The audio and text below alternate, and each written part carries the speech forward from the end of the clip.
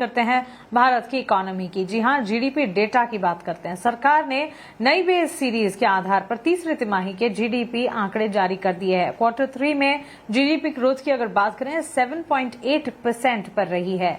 पूरी डिटेल्स और इसके मायने समझते हैं अंकुर मिश्रा से। अंकुर बताएं।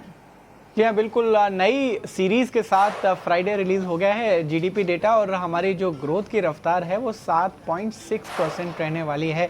अब ये इम्पोर्टेंट इसलिए भी है कि अगर हम पिछले एस्टिमेट की बात करें तो 7.4% का एस्टिमेट था सरकार का, तो ये थोड़ा सा ज़्यादा आया है। लेकिन अगर इसको पिछले कॉन्टेक्स्ट में अगर समझे पिछले कुछ सालों का, क्योंकि रिवीजन सिर्फ इस साल का नहीं हुआ है बल्कि चूंकि बेस ईयर रिवीजन हुआ है, तो लास्ट के 3 सालों के अगर आंकड़े हम देखें तो जो 9% के ऊपर का आंकड़ा आपको FY24 में दिखाई दे रहा था वो अब घटकर 7.2% हो गया है। FY25 की बात करें तो यहाँ पर उल्टा हुआ है। 6.5% का आंकड़ा था पहले हमारे जीडीपी का था, अब वो बढ़कर 7.1% हो गया है। और इस साल का जैसे मैंने बताया कि जो 7.6% है वो इकोनॉमी की रफ्तार मानी जा रही है।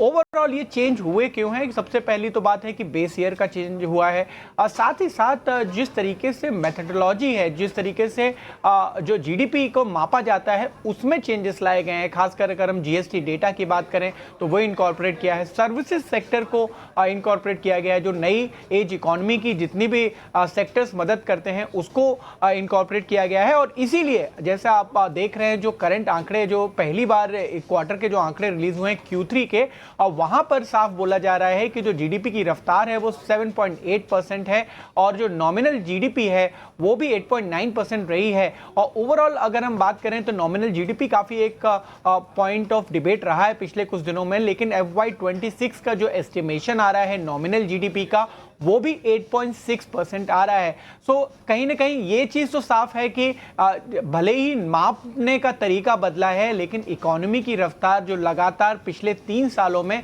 7% के ऊपर बनी हुई है। अब देखना ये होगा कि किस तरीके से इसको रिजर्व बैंक देखता है और आगे मॉनेटरी पॉलिसी में क्या एक्शन होगा।